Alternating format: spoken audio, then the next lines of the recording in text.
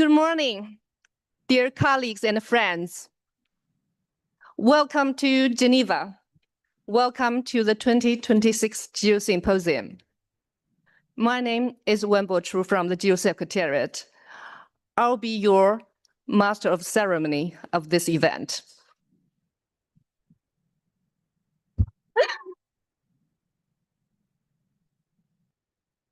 It is a real pleasure to have you travel across the world to come to Geneva, to come here, share ideas, make connections, and work jointly on the challenges and opportunities that bring us together.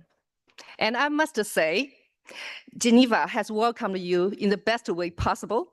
Look at the sunny and nice weather outside. I think it speaks perfectly to the spirit of this event, open, energetic, and optimistic. This year's symposium is very unique. For the first time, we brought together the Open Data and Open Knowledge Workshop and the GEO Symposium integrated. And also for the first time, we have the symposium followed by GEO plenary meeting. And most uniquely, this is your event. Most of our sessions during the symposium were proposed by you and organized by you. As a host, the GEO Secretariat team has worked hard to create a welcoming and supportive environment to make sure you can focus on the content. As the host, so we want to start with a few housekeeping items.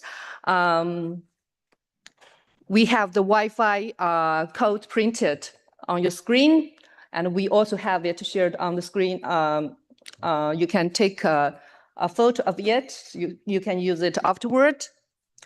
We also encourage you to use the social media, follow us on Twitter X and LinkedIn.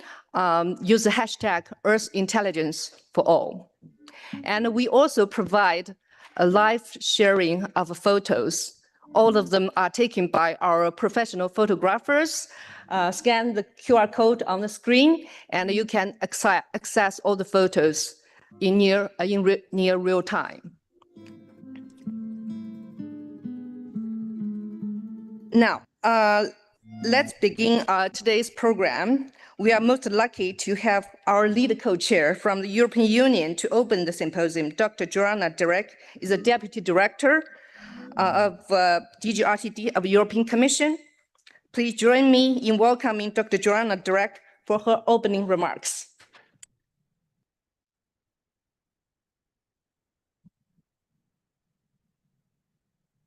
Thank you very much for that applause of welcome. But I think Wenbo has said it all. Geneva is really welcoming us with open arms. In order to add maybe to Wenbo's adjectives, open, energetic, optimistic, I think, you know, sunny Geneva makes us feel young, makes us fired up. We want to be as inclusive as ever. Hence, you know, a program which reflects your wishes and your ambitions and your outlook for GEO and for the world in general for the future. But the future is now, and we're making it together. So dear delegates, dear GEO community, it is really indeed an honor for me to be here in front of you to kickstart this 2026 energized edition of the GEO Symposium.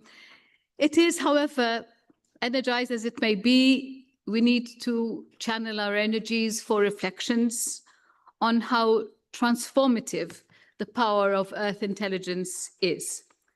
How could it even be more transformative, and how we can actually engage in that transformation together. And we want to do it together because we know that it can deliver solutions for all of us, for the wider community, global community, for the planet in general.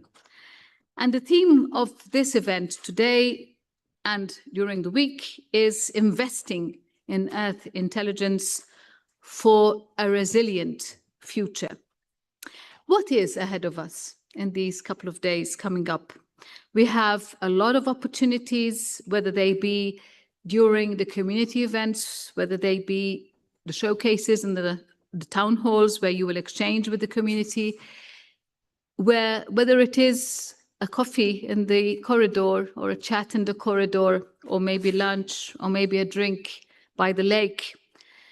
We will be engaging with each other because we want to remain together, committed to developing even more on the recent developments and how the recent technologies can also be brought back to each and every one in our countries, in our caucuses, in our regions. It is therefore a very rich program that has been prepared with the thanks of the excellent collaboration and work of the GEO Secretariat and, of course, the co-chairs, the caucuses, and each and every one of you.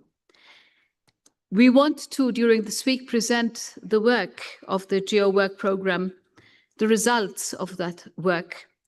We want to enable even more mechanisms to be established to support your work and your insights into the potential of Earth observation, limitless, I would say, to bring value to your daily work, the value of actually being able to deliver very tailor-made solutions, very tailor-made information, relevant information, enriching information, maybe life-changing information to each and every one in your community. And this is what we are aiming at, to be as granular as that. It is an occasion as well to get to know what the GEO flagships have been, what the initiatives have been, and also to celebrate good examples like, for instance, the 15th anniversary of GEO Glam. And I'm very honored, but also I'm very pleased and I'm very thankful that I can be actually have an opportunity to contribute to some of the events also scheduled over the next 2 days. And of course, I wish you a lot of good work, a lot of good networking, good contacts, even more great ideas, good results, implementable results, but also a fun time in Geneva. Thank you.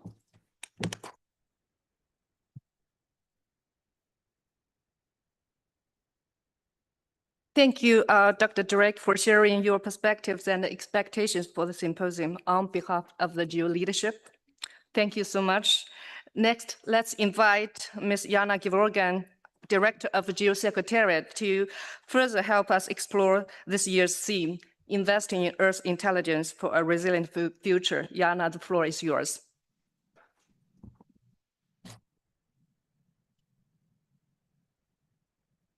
I haven't said anything.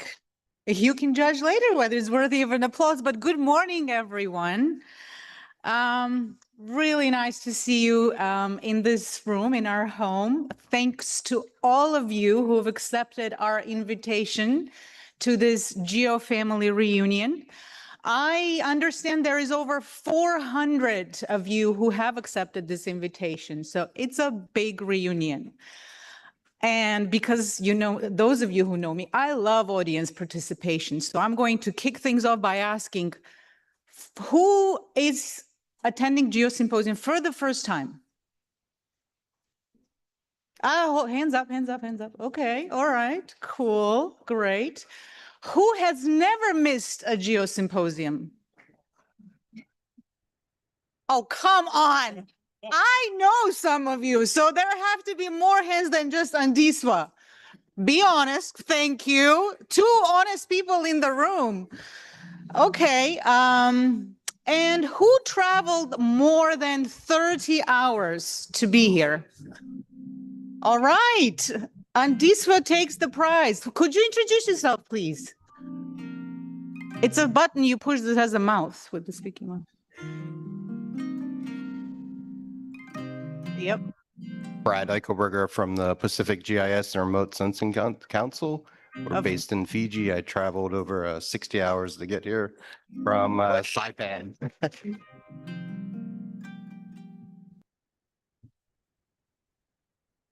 Sorry, you take the prize. But can I ask a question? Why did you decide it's worth the travel of 60 hours to come to this event?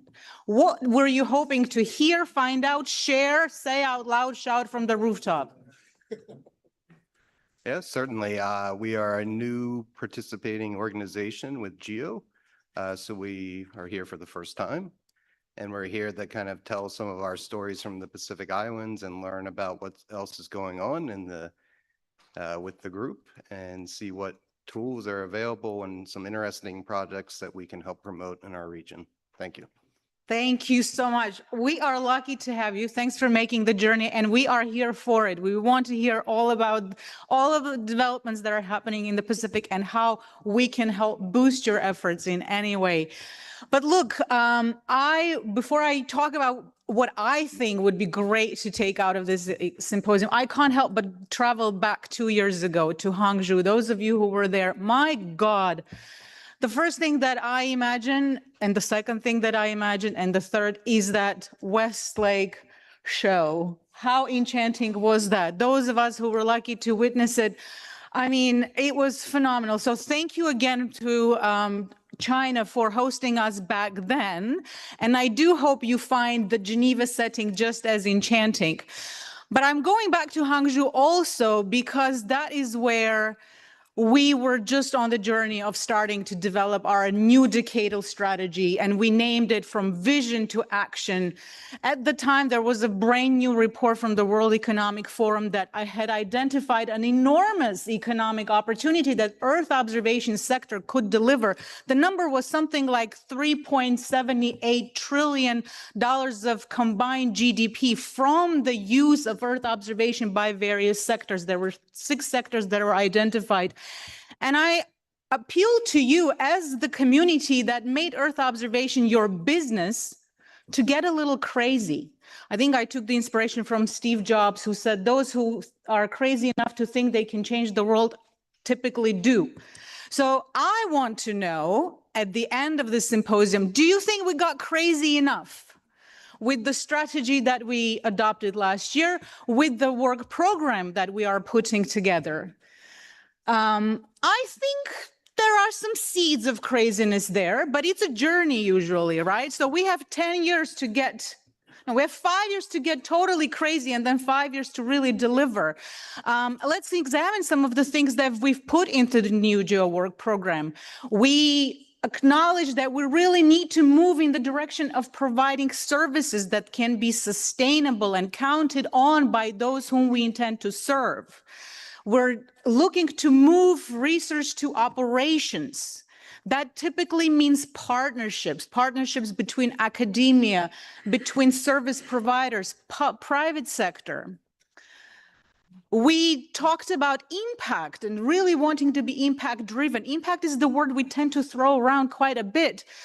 But what do we really mean by that? In Rome last year, there was one member who really has generously supported a number of GEO work program activities, who asked a tough question. Can we see more impact? Where can we see real impact from the investments we're making?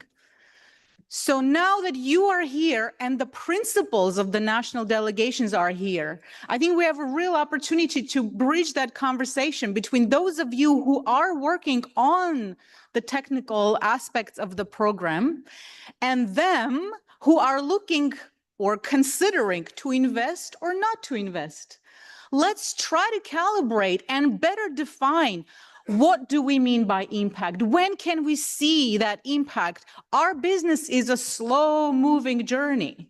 It's not a vaccine that you can count how many vaccines we delivered within 9 months. Usually it takes years to see capacities within countries and agencies truly develop. So how do we smartly and savvily define the incremental outcomes that will ultimately drive impact? I think it's a super important conversation to have so that we can really get everyone on the same page. Why continue to invest in GEO? Why continue to invest in your work? And investing is the theme of this particular symposium. we've been paying attention to how we are developing the program implementation plan specifically for this reason. And I know the program board with its monitoring evaluation task team have been collaborating with you to better define that journey from research into operational service provisioning and impact definition. I hope we make progress on defining these things and advancing these aspects in the next couple of days. So that's what I would love to see at the end of the symposium, how we advanced on this front. But also we'll ask, again, 3 of you, maybe 4, maybe 6, what did you learn? What is your takeaway? And Brian, I'm definitely coming back to you to see whether or not you got what you need to make your 60-hour journey back worthwhile. And I will end on, again, note of thanks. It takes major effort on the part of many to pull off an event like this. I do thank the program board, all of you who have contributed to the design of this event, to the programming.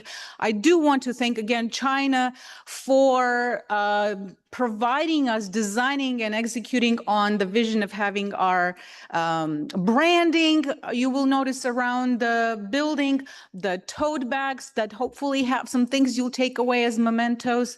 And I must say thank you to the Secretariat team, which keeps on delivering regardless of how the circumstances shrink and tighten. And they really poured all of their massive effort and passion and care into this event. Thank you very much. I'm so really privileged to lead this team. I hope you all will stop by and say your personal thanks.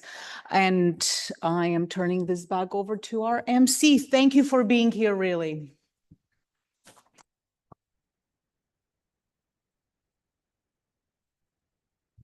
Thank you, Jana. Thank you for your trust and the empowerment you put in the team. You absolutely set the energy level bar very high.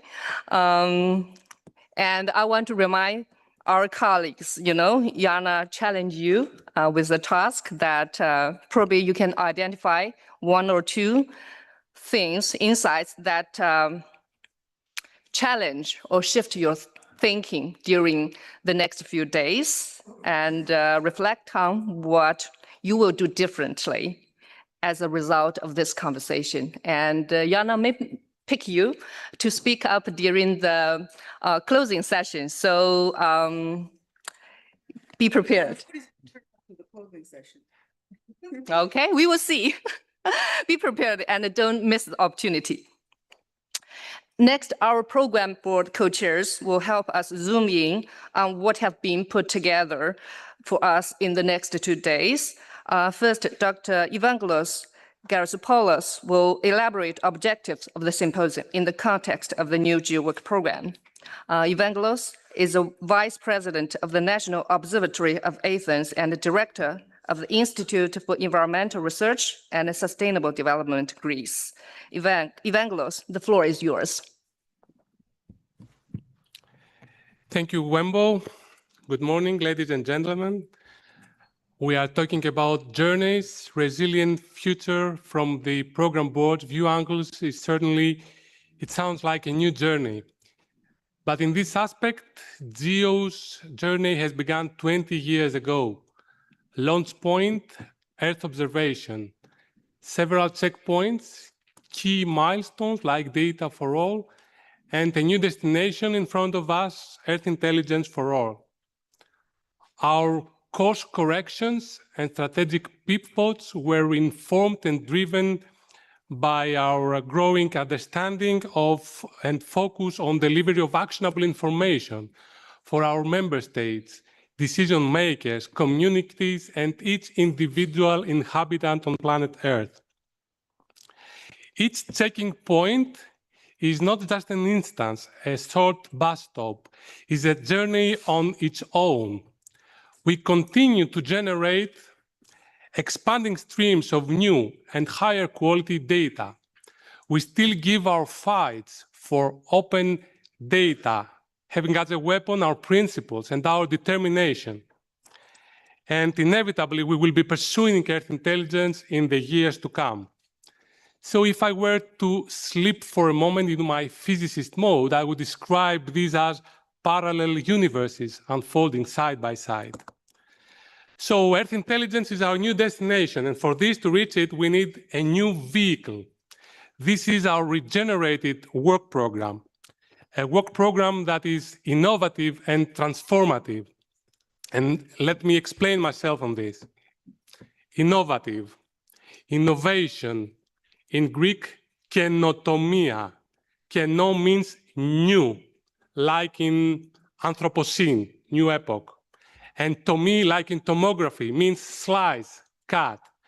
And believe it or not, it was mentioned for the first time 400 years BC by Aristotle, trying to describe new mining activities in ancient Greece. So imagine mining activities, the extraction of value and valuables from earth, geology, geo. This is exactly what we are talking about with innovation and with earth intelligence, the extraction of value and valuables, not just technological information. And transformation. Our work program traditionally lies in the center of the GEO Symposium, and it has been transformed in order to reflect this journey and enable us to better identify the impacts that our activities are deriving. And how? The research to operations pipeline that we introduced, together with the convening and enabling activities, actually reflect this emphasis on targeted services for our user communities. And all these activities are embedded in the thematic focus areas to drive more synergies and collaboration.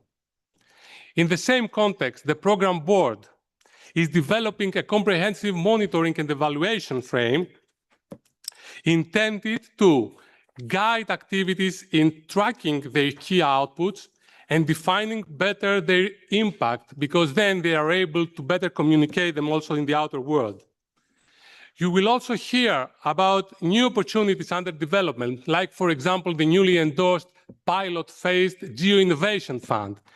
This is the first fund of its kind established in GEO to accelerate and enable innovation in the work program. This is what you are going to be listening to in the next few days, framed with use cases, lessons learned from activities, and many examples of unique partnerships, operating models, and funding strategies. So, complementing also the thanks from the previous speakers, allow me to thank each individual member of the program board for realizing the phenomenal upgrade of the board's role and functionality. And a very special thanks to our third co-chair, who unfortunately couldn't make it be with us and share these moments with us, a co-chair that has very decisively contributed to the ideation of the work program, Justina Niziska. So with these few words to set the scene, I thank you very much. And for these 2 days, let the journey begin. Thank you.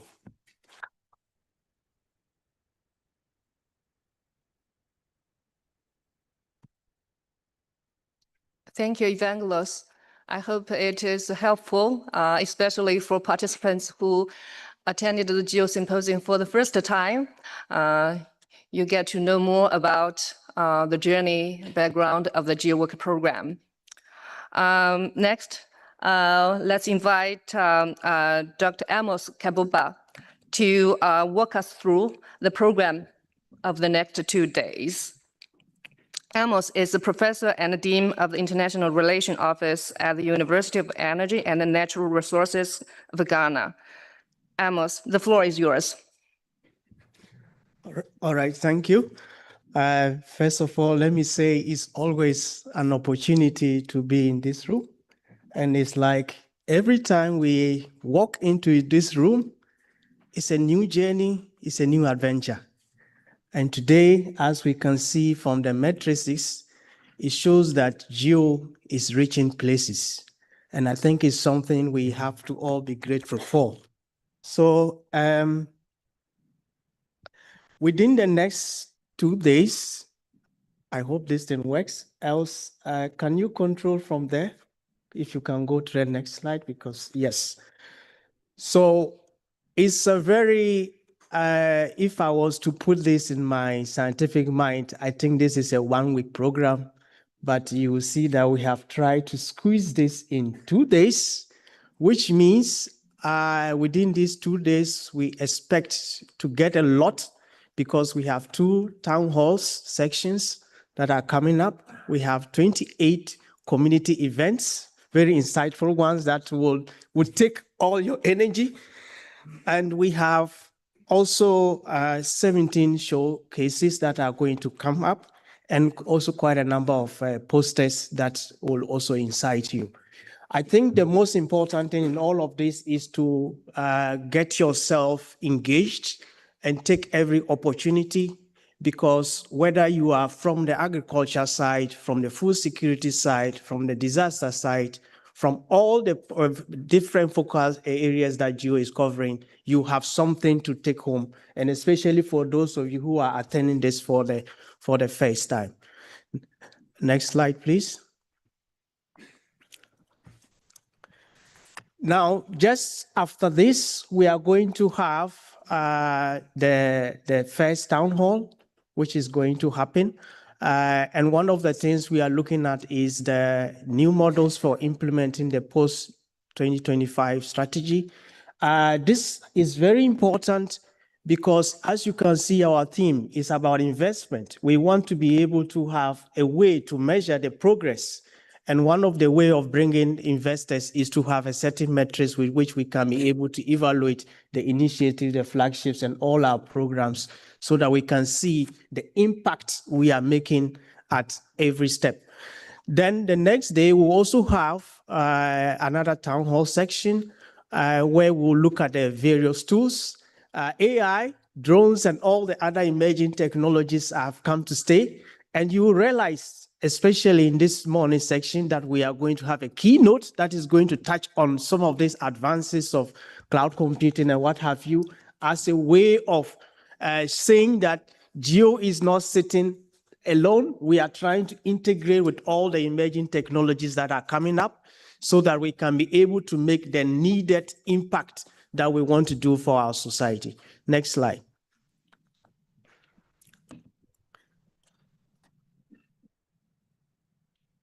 Now, as mentioned before, we have the ODOC and the other sections which we have merged together. So for today, we expect to see talks on the GEO Institute data strategy. Of course, as we mentioned in all our previous Institute data is critical for Earth observations, and I think it's something that we all need to pay key attention to. And one of our infrastructure, which is the GEO Knowledge Hub, which is also something that is becoming very important for us. And there will be showcases from South Africa, Ghana, and China. I hope more countries, especially the nuclear, can go to have a look at this and see how you can also adopt this in your various things. Then we also will have talks on the GEO infrastructure and AI. Then on the next day, we have not left our youth out, and the indigenous communities and how that fit into the GEO infrastructure. So there will be talk on that. And very important, because I remember in Ghana in 2022, when we had the GEO Week, one of the issues which was strongly mentioned by developing countries was the issue of how do we get access to very high resolution data. So there's also going to be a section on that will try to look at some of the things. Then, of course, urban risks, population is increasing. There are a lot of urban risks, issues of, so there will also be discussion on that particular section. Next slide. Of course, our regional GEO sections, where we try to zero on into the various regions from Asia to Africa to Europe to the Americas to look at all the different national strategies that are being implemented, and the need to also cross-share knowledge across, so that those would also be discussed.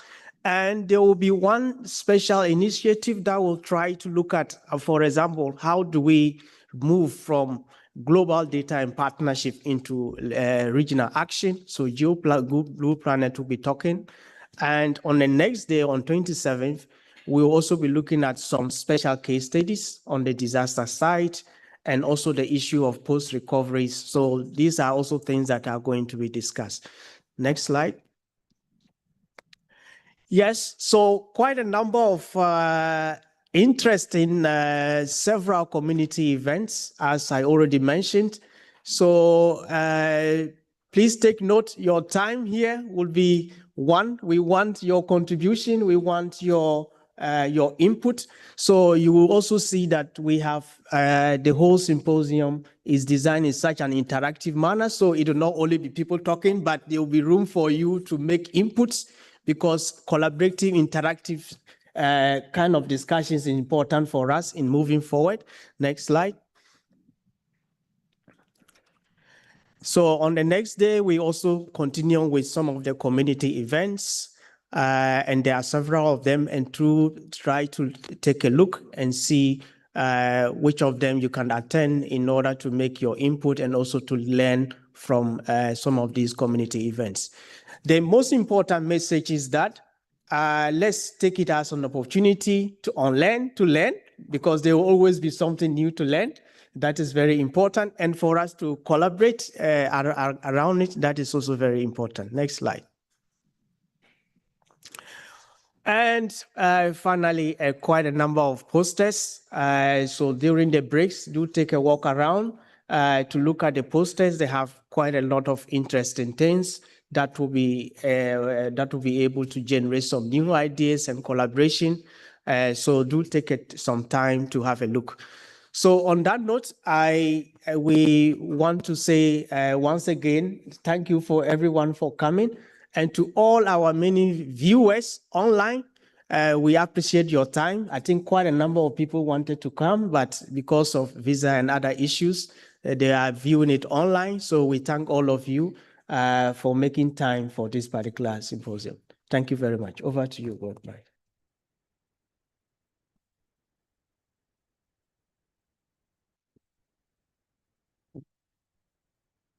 Thank you, Amos, for walking us through such a rich program. And thank you for also mentioning that this session and all the symposium sessions will be live streamed. And we definitely also welcome participants who are online. Well, now it is my great honor to invite Dr. Wang Jian to deliver a keynote speech, Transformative and Actionable Earth Intelligence for a Resilient and Sustainable Future. Dr. Wang Jian was the founder and architect of Alibaba Cloud and a founder of the non-profit Hainan Academy of Engineering. Since July 2023, he has served as a director of a Zhejiang lab. Dr. Wang Jian will speak for around 15 minutes and hopefully followed by a short Q&A session if we have time. Please get your questions ready. Ladies and gentlemen, please join me in welcome Dr. Wang Jian.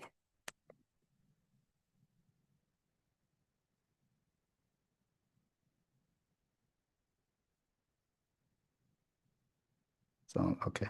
Yeah, thank you. And it's my great honor to be here to deliver this presentation. Thankfully, Yana make a very good, opening. So I know there's a lot of new friends of GEO and lots of old friends of GEO as well. And I'm glad actually when I see the theme of this year's symposium, I really feel good about this. The reason is very simple. Actually, I'm investing my personal career in the Earth intelligence for the next 10 years also. So it's basically a big investment for me. Yeah, my personal career on that. And the one of the things that I was talking about really about the AI and also the Earth observation. So for me, when I first know that Earth intelligence, I thought it was really the marriage of artificial intelligence and Earth observation. And more important is how to turn that into the action. And if you look at the history, actually our understanding of the Earth constantly change, okay? And even before we have satellites, even before we actually took a picture from the Earth. So this is the vision of the third flat that were in the late 40s in the last century. And it's hard to imagine, we have some pioneer, they even don't know what it looks like in the space. And there's no idea what can do in the space, but they do have the vision that if we took a picture from the space, how the world is going to be changed. And that's actually is happening, We do have picture and change our view about the world. So everybody actually know this pretty famous picture took by the Bill when he flew the Apollo missions. Okay, that's what called. So today everybody know it's called the blue marble. That really helps understand what the Earth looks like. It's more than picture. It's changed the way for us to thinking about what we should do. So this is actually an article that I published in the Nature magazine, and basically say how we get on a scientific area called Earth system science. And he actually mentioned about 3 important periods to have something like Earth system science. The first, to having a good organization. That's how the GEO should play the big role of that, okay. And the second is really about the technology advance. And the third is interesting is some really important events. And in this article, they view the image of this blue marble as a significant event for the birth of the Earth system science. So with that, an ordinary picture in some sense really shaped the way for us thinking about the Earth, okay. And today, actually, we advanced more than just a picture we had before. So just a few months ago, then I read an article, and I read about what they call from blue marble to the black marble. So the way we observing the Earth changed over the last 70 years, okay. And it's really helped us having a deep understanding what we should do with the data that we have. And I'm glad actually AI could play a very significant role in terms of how to look at the data we create. But interesting enough, I'm not really a historian and in this area. But if you look at what's happening in the last 70 years, so AI and Earth observation actually met in almost 70 years ago. So the artificial intelligence was coined in 1956, okay. And the first satellite was launched in 1957. And then we took the first photo of Earth from space in 1959. And what a coincidence, okay. But unfortunately, almost in the last 60 years, and AI never actually talked to the Earth observation. So just run in a separate runways, okay. But finally, in the last 10 years or so, because of the advancement of AI, and they finally met each other. And so last year when I was in Roma, I really very touched by the theme, the conference in Roma, that the Earth talks, okay. And so for me, the immediate reaction is really through the Earth intelligence, then Earth start to talk. And it tells you what the situation we have, what we could do for the environment that we have. I really want to mention 2 specific things when I read this document. The Earth intelligence for all. The first is really about the global equity in the Earth observation. So space is in a place, there's no boundary. And I think the data from space should be any boundary as well. And the second thing is really about taking the action more than just the observation. And that's the 2 things that really touch me. That's one of the reasons that in the last 3 years or so, I invested significant amount of my time to working on that. And then back to the very original meaning of the AI. What is that? And so we have a different perspective of the AI today. And we're talking about security issue, ethical issue. But I still very much like the way actually Turing first described what is AI in the in the late 40s, last century. So what he basically says, okay, a person with a pen and paper and plus some rules is basically a universal machine. This is the first time at Turing talking about a universal machine. And I want to emphasize actually at that time, there's no such a thing called a computer. And there's no word called artificial intelligence. So I always joke with my colleagues that actually the brain is great, but without pen and paper, that we can't do anything. And certainly today, I view AI, the relationship between AI and a human, just like pen and paper without brain. So again, without the brain, we can't do anything. But without AI, our brain just a brain. But it's a good. I'm thinking about how to turn AI as simple as pen and paper, and as useful as pen and paper. And again, I want to emphasize again, when Turing first talking about computing and intelligence, there's no such a thing as called a computer. So in his paper, when you look at the word computer, it's not really about the machine we are using today. It's really about the person who did the calculation. So all the computer at that time is a human computer, but he envisioned we need a digital machine that do the same thing. And that's what's happening today. And again, from the 70 years ago until today, what's really changed is really about the scale. We have the scale of the data, just like the Earth observation, and our scale of the model, just like what the large language is doing today, and also the computing power. So scale matters, and the scale really is something could help for us to really understand the data through the Earth observation. And the technology advanced actually more than we thought. And also they do have much more than just image, particularly with the more advanced satellite technology.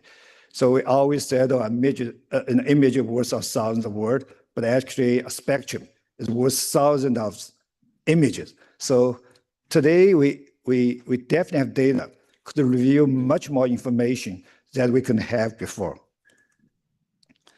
And so the back to the simple conclusion is that it's time through the Earth intelligence, we have the deep appreciation of the data. That basically means we're having the deep understanding in the full situation, the context in the data. The second is actually how to use the data to turn it into the timely action. And the more important is that the coordination of the data turns into the seamless coordination of the action. And I think AI gives us an opportunity. And I want to, report back some of the practice that we are having today together with the GEO Secretary. And thank you, Martin, for all your help for that. And certainly when I first know, there's a challenge about global heat resilience service. If you leave the heat resilience away, you can see as the first global is very important keyword. That basically means that all the things you are doing should cover every corner of the Earth. When talking about service, is really a good way to turn the data into an action. So most of time that our idea and our suggestion are leaving the report, and with the service, it's easy for us to turn into the action. And I'm glad actually for me, when working on the global heat resilience service, it's more than just an application of the AI. We certainly use the AI to solve the problem, but on the other hand, with this work, it also helped to advance the AI technology. So really help us with this practice. It really helped us advance the AI technology itself. Okay, and look at what's the traditional challenge for any problem like that. It's basically costly. It depends on the hardware deployed on the ground. Okay, so for any like temperature estimation, you have to rely on the base station on the ground. Even for the city like Shanghai, it's still hard for them to have enough station to do that. to do an accurate estimation, not mentioning for some other countries and small cities, okay? So also, if you really want to do heat resilience service, you need information about the height of the building. That's very basic information. It's also very efficient and very limited capability for every city to get that data. And so we have to find some other way to do that, okay? And AI just give us some way. So believe it or not, actually, from a single satellite image, and with the AI model, you basically could having a pretty good prediction of the height of the building in your area, and this is a oops. Okay, I'm sorry. As I showed a video over here, how it works.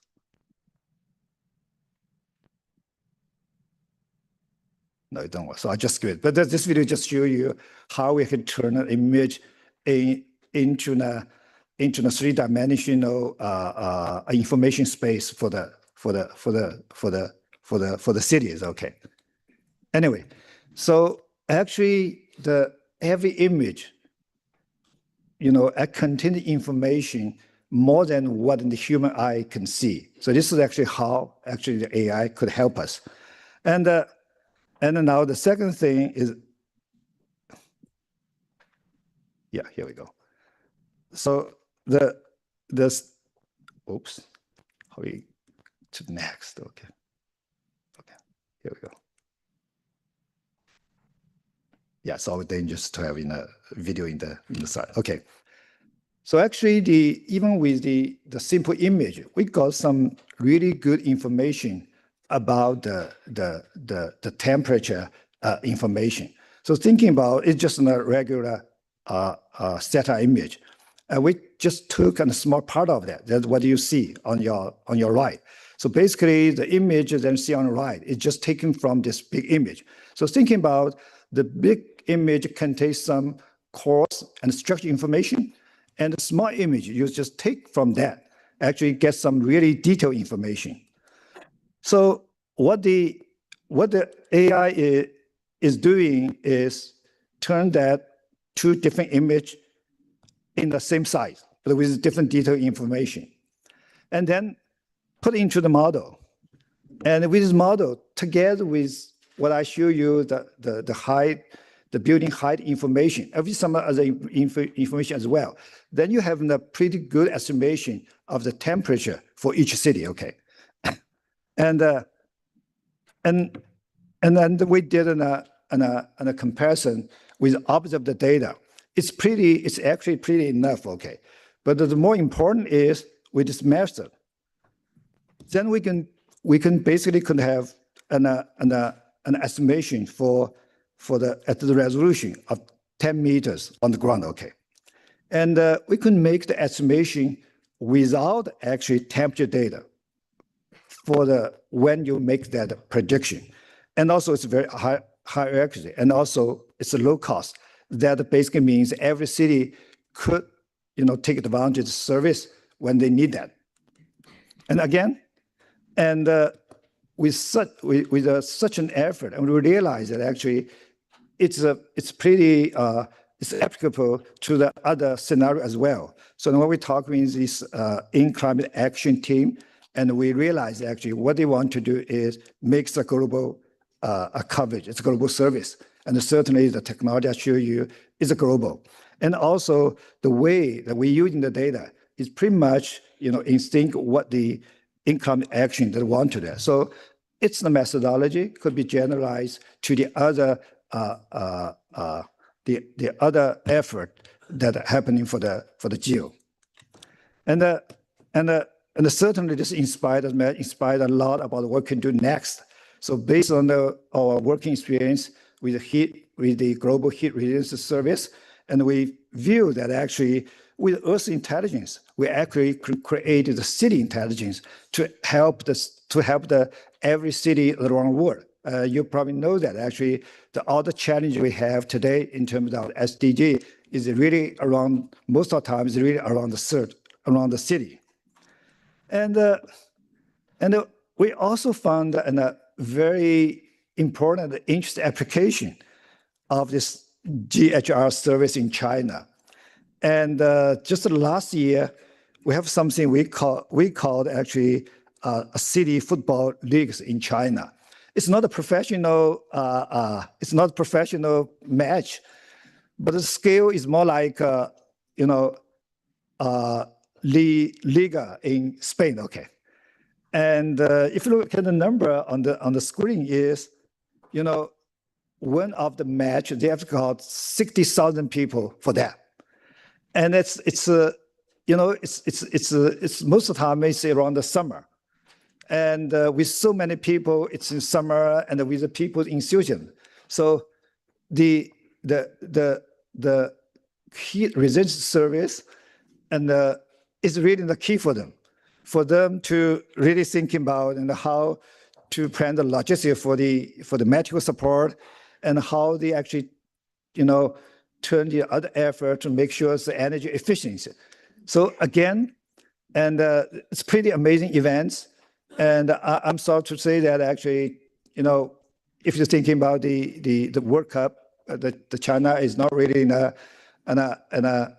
playing a big role, but for like a city's football league, and we have so many people join that, and I think the technology will help them for that, and more than that is back to the United Nations SDG goals.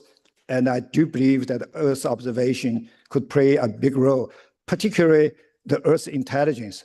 If you look at, with current challenge, and the United Nations realized, with the support of space technology, particularly the Earth observation, and I do believe that through the Earth intelligence, and it's really the final, try that we should push the technology to really solve the challenge that we have today. And finally, I want to back to the vision of the Earth intelligence.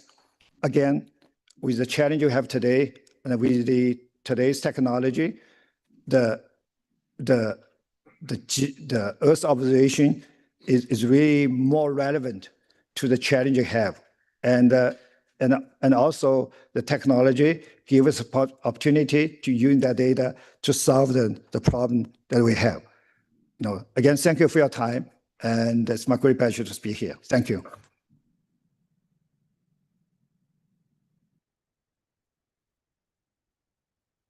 Thank you, Dr. Wang, for your inspiring speech. I would also like to highlight that the collaboration on the Global Heat Resilience Service was first anchored at the 2024 GEO Symposium in Hangzhou 20 months ago, when Hangzhou was identified as one of the pilot cities. It is truly remarkable to see how far this pilot has come in such a short time. I very much look forward to the discussion at this symposium bearing fruit and contributing to the successes in the years ahead.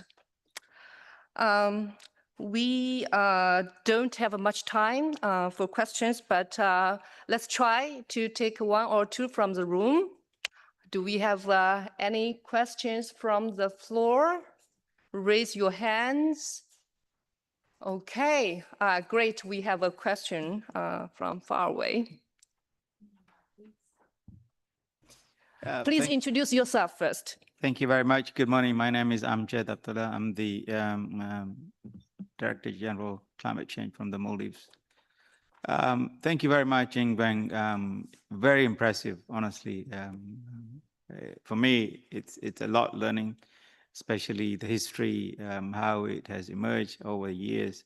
But my question is really like, I know that, nowadays people are very concerned about the heat stress and the impacts of health, because especially in the climate adaptation. But I was wondering, I know that you have all these answers, but I just wanted to get clarity on as to how could you use or inform the public at large in many developing countries on the heat stresses? Because now, especially regardless of whether summer or winter, because we don't have winter, by the way, because we're a tropical country.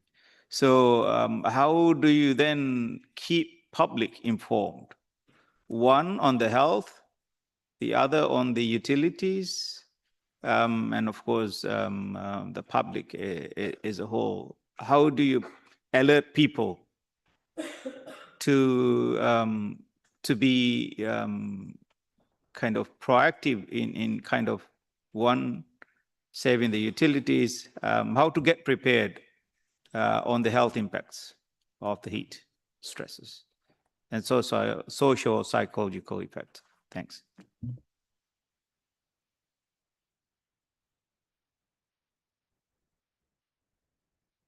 Okay.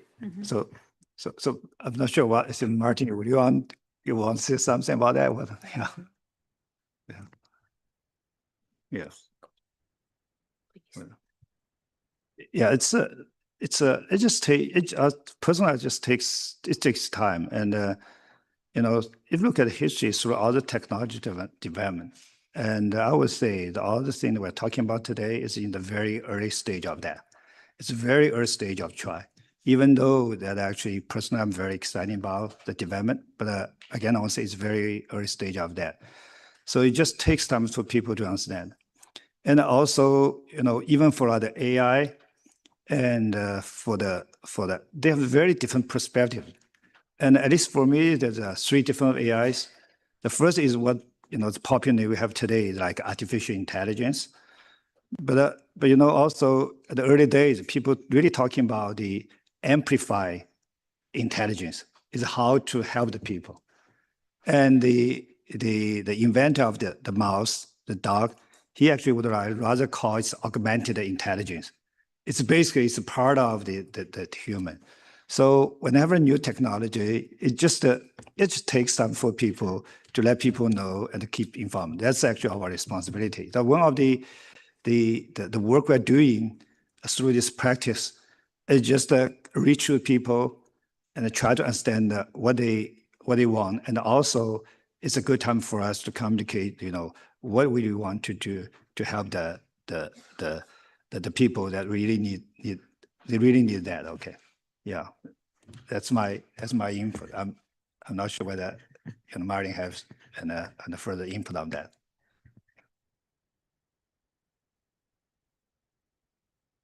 And in the town hall after this, you will also hear a little bit more about our project manager talking about heat resilient services, and Martin's here in the room, and you can chat with him as well. Let's see if there's any other hand. Yes. Actually, just a quick comment.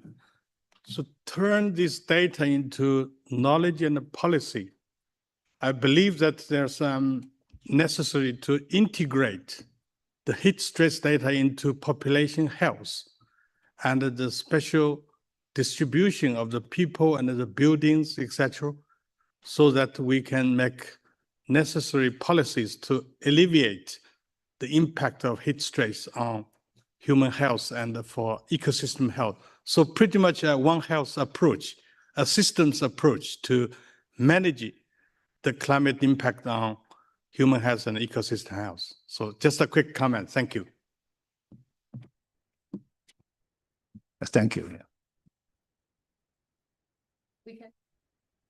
One more question. Last one. Okay. I know time is very limited, and thank you. And Dr. Wang will be around today, and feel free to approach him if you have any further questions. Of course, thank you, Dr. Wang, again for your insightful speech. And I'll do some additional housekeeping to help you get familiar with the venue. Let's bring up the floor map. So we will have 4 rooms across 2 floors for the various sessions in the next 2 days. We are currently in Cell Obasi, and Cell B is next door on the ground floor, and Cell C1 and C2 are located on the -1 level. There, most importantly, we expect there will be some traffic around the staircases during the coffee break because there are so many participants. So there are actually 2 staircases and 3 elevators. The one closest to us is the spiral staircase. If you find it's crowded, please follow the map and find the other staircases and elevators. You will also find some symbols marked on the map indicating the information point for coffee stations to sandwich stations for lunch, water fountains where you can refill your bottles, and the cloakroom where you may leave your jackets. Let's move to the next slide on the catering. Most of you have pre-selected your meal options for the next 3 days. They are printed in your badge, you know, for those 3 tiny symbols. We kindly ask you to stick to your selected menu options to help us avoid waste food or ensure meals remain available for everyone. For hot meal, you need to take the elevator to go to the top floor of this building, and the sandwiches will be served on the ground floor.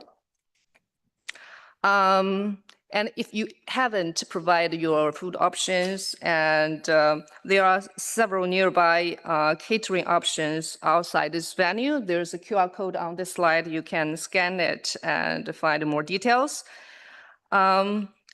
Please also note, no food and beverage aside from water is allowed in all the meeting rooms. And this policy is very strict, and the security guards may also remind the participants accordingly. And if you have any other questions, we have information point outside this room. We will have it attended by a staff all the time, or you can approach any staff or volunteers who can be identified with the orange lanyard as I wear. To recap, here are the QR codes you may find useful throughout the event. You can take a screenshot of these and use them for later. Finally, I'd like to share that there are many young people attending this event, including members of the Youth Community of Practice, volunteers from the University of Geneva. They are probably not in this room. They are helping around. And interns from the GEO Secretary. Some of them will be on the stage while many of them will be working behind the scene. They are here not only to support or observe, but also to actively engage in meaningful discussions. If you are approached by young participants, please welcome and invite them into the conversation. Thank you for your support. With that, we conclude this opening session. I know we are delayed a little bit, but now let's transit to the first town hall. There's no break in between the 2 sessions. Let me invite our panelists for the opening session to return to the floor and invite the moderator and the speakers for the town hall to take the stage.